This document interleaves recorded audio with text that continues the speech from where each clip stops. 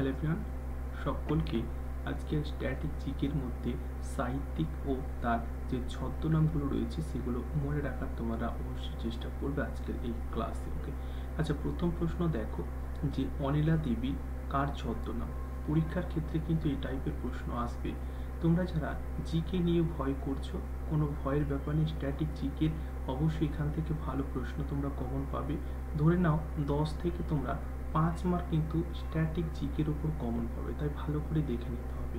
তোমাদের কিছুক্ষণ সময় দেওয়া রয়েছে, তোমরা অবশ্যই প্রশ্নের উত্তর করা যায়। শেষে আমি তোমাদের কিছু কোশ্চেন রাখবো, ঠিক আছে? ক্লাসের শেষে কিছু আমি তোমাদের হোমওয়ার্ক রাখবো, তোমরা ভালো করে দেখবে আগে। ওকে, আমরা সঠিক উত্তর করবো অপশন বি, অর্থাৎ শরৎচন্দ্র চট্টোপাধ্যায়ের ছদ্মনাম। আমাদের পরবর্তী প্রশ্ন দেখো, পরবর্তী প্রশ্ন রয়েছে যে ব্যাঙাচি।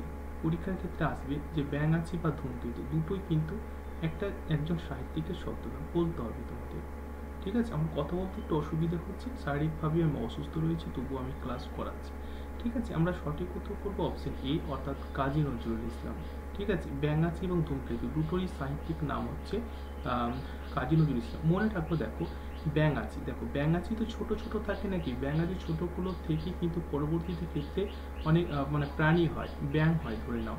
তো ব্যাঙাচি যদি জলে তোমরা ছোট ছোট দেখো, তাদের যে নোজ মানে কি, নোজ মানে নাক মুখ কিন্তু তাদের কিছুই হয় না, তাহলে ব্যাঙাচির সঙ্গে নাক তোমরা নোজ এটা মনে রাখতে পারো, ঠিক আছে? তোমরা আরো অনেক ট্রিক জানো, কিন্তু আমি আমার যেটুকু মনে আছে সেটুকু আমি তোমাদের সঙ্গে শেয়ার করছি। দেখো, পরবর্তী রয়েছে কমলাকান্ত, কার ছদ্মনাম বলো? 4টা অপশন আমি তোমাদের জন্য রেখেছি সঠিক উত্তর তোমাদের কাছ থেকে কালেক্ট করার জন্য। তো কমলাকান্ত হচ্ছে অপশন এ, অর্থাৎ বঙ্কিমচন্দ্র চট্টোপাধ্যায়ের ছদ্মনাম হচ্ছে কমলাকান্ত, ঠিক আছে? মনে রাখবে, পরীক্ষার ক্ষেত্রে কিন্তু আমি বারবার বলছি, মোস্ট ইম্পর্টেন্ট। আচ্ছা, পরবর্তী প্রশ্ন দেখো, অনেক ট্রিক আছে, যে ট্রিকগুলো তোমরা কিন্তু এই ট্রিকগুলো কোথায় পাবে? দেখো, সব ট্রিক আমি শেয়ার করছি না, সব ট্রিক্সের জন্য তোমাদেরকে টেলিগ্রামের সাথে জয়েন থাকতে হবে। টেলিগ্রামের সাথে যদি জয়েন থাকো, তাহলে এর পিডিএফ তোমরা কিন্তু লাস্ট মুহূর্তে ট্রিকের সাথে কিন্তু টেলিগ্রামে পেয়ে যাবে। ওকে, ভানু সিংহ, তাহলে অবশ্যই অপশন এ যারা চুজ করেছে তারা সঠিক করে রবীন্দ্রনাথ ঠাকুরের ছদ্মনাম। আচ্ছা, পরবর্তী প্রশ্ন দেখো, এটা আমি ঠিক বলে দিচ্ছি, নীল লোহিত কার ছদ্মনাম? যদিও তোমরা প্রশ্নের উত্তর করতে পারবে, আমরা সঠিক উত্তর করবো অপশন কি, অপশন এ। দেখো, এখানে কি আছে, নীল আছে, আর এখানে দেখো সুনীলের নীল আছে, হ্যাঁ কি না? তাহলে এই মিলটা দেখতে পাচ্ছ, তাহলে নীল লোহিত কার ছদ্মনাম? সুনীল গঙ্গোপাধ্যায়ের ছদ্মনাম। আচ্ছা, পরবর্তী প্রশ্ন কি আছে দেখো, পরবর্তী প্রশ্ন রয়েছে যে মৌমাছি।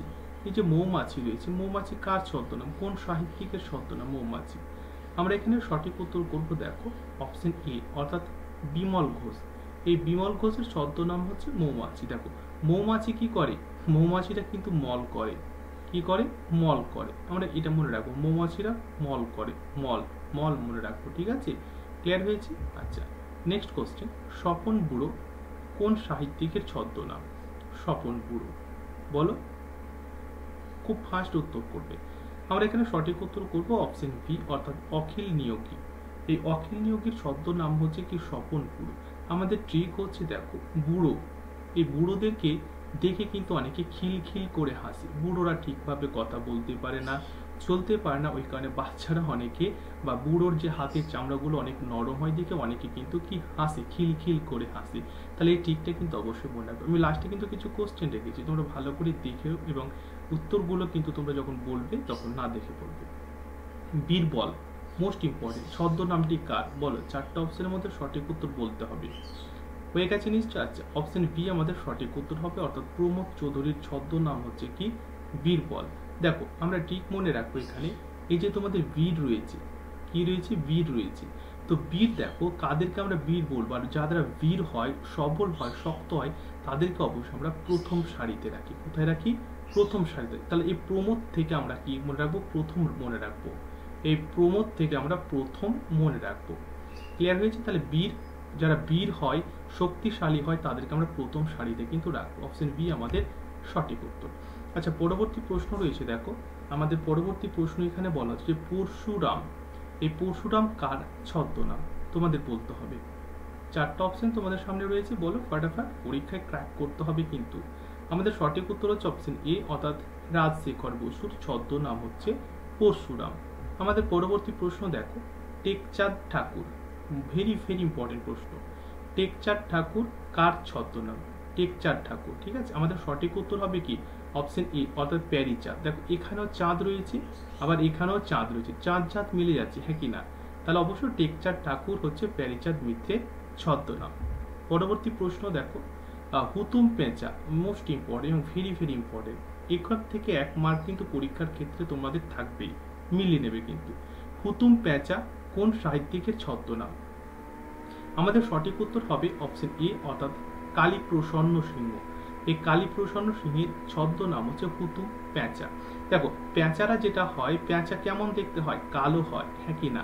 তাহলে এই কালি থেকে কালো কিন্তু আমরা মনে রাখবো। পেঁচা দেখেছো তোমরা রাত্রিবেলা, তাদেরকে দেখতে কালো বা কালির মতো মনে হয়, তাহলে ঠিকটা কিন্তু তোমরা অবশ্যই মনে রাখতে পারো। পরবর্তী প্রশ্ন দেখো, কালপুরুষ, ভেরি ভেরি ইম্পর্টেন্ট। এই কালপুরুষ কার ছদ্মনাম? আমরা অবশ্যই সঠিক উত্তর করবো এখানে অপশন বি, অর্থাৎ সুবোধ ঘোষ। দেখো এক্ষেত্রে আমরা মনে রাখবো কাল, কাল কি হলো? কাল, কাল পরশু তরশু এগুলো আমরা বলি না, তাহলে কাল কি হলো? পুরুষের কি হলো? বোধ হলো। বোধ মানে কি? বোধ মানে হচ্ছে বুদ্ধি। বোধ মানে কি? বোধ মানে বুদ্ধি। তো কাল কি হলো? পুরুষের বুদ্ধি হলো বা বোধ হলো যে সে কোন কাজ করবে কি কোন কাজ করতে পারে, এরকম বলে। কাল আমি, আমার খেয়াল হলো, কাল আমার মনে হলো, এগুলো তো আমরা কথা বলি। তো কাল পুরুষের কি হলো? বোধ হলো। তাহলে সুবোধ অবশ্যই বোধটা কি অনেক সু হলো। সু মানে কি? সু মানে ভালো, ভালো বুদ্ধি হলো। ক্লিয়ার হয়েছে? আচ্ছা, আমরা পরবর্তী দেখবো। দেখো যেটা আমি বলছিলাম যে তোমাদের হোমওয়ার্ক রাখবো। দেখো 3টে হোমওয়ার্ক আছে, তোমরা উত্তরগুলো কিন্তু করবে, আমাকে প্রত্যেকে উত্তর জানাবে। আমি দেখবো 3টে প্রশ্ন এখানে আছে। বীরবল কার ছদ্মনাম? Question number 1। কোশ্চেন নাম্বার 2 হচ্ছে দেখো অনিলা দেবী কার ছদ্মনাম? ওকে, কমেন্ট করবে। এবং কোশ্চেন নাম্বার 3, কমলাকান্ত কার ছদ্মনাম? দেখো এর মধ্যে দিয়ে তোমাদের কিন্তু পড়া হয়ে গেছে, তাহলে 1 মার্ক কিন্তু তোমরা এখান থেকে পেয়ে গেলে। স্ট্যাটিক জিকে গুলো তোমাদের ভালো করে কিন্তু পরীক্ষার ক্ষেত্রে দেখে যেতে হবে। আমি এক এক করে আলোচনা করেছি। যদি আরো আপডেট পেতে হয় তাহলে অবশ্যই চ্যানেলটি সাবস্ক্রাইব করবে, যেসব ভাই বোনেরা নতুন আছো। লাইক করবে ক্লাসটা, যাতে আর পরবর্তী পরীক্ষার আগের দিন পর্যন্ত আমি স্ট্যাটিক জিকে পুরো কভারেজ করে দিতে পারি। এবং শেয়ার করবে বন্ধুদের সঙ্গে, এই চ্যানেলটি শেয়ার করে নেবে। থ্যাংক ইউ, সকলে ভালো থেকো। এবং হোমওয়ার্কটা কিন্তু তোমরা কেউ করতে ভুলবে না, আমি এক্ষেত্রে কিন্তু দেখে নিতে পারবো যে অবশ্যই তোমাদের এখানে কিন্তু 115 মধ্যে অবশ্যই তোমরা 90+ স্কোর করতে পারবে যদি এইভাবে এগিয়ে যাও। থ্যাংক ইউ, ভালো থেকো প্রত্যেকে। আবার কথা হবে, দেখা হবে, ততক্ষণ খেয়াল রাখবে। Take care, all the best.